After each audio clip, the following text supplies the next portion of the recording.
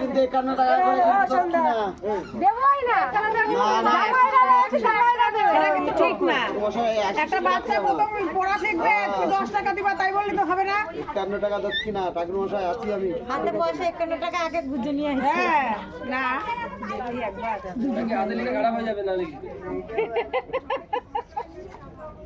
তুই লিখাবি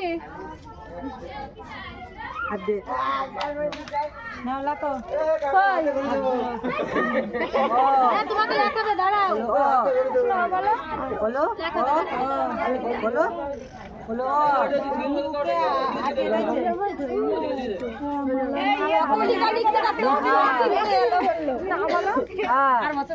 বলো মাই কি করেছে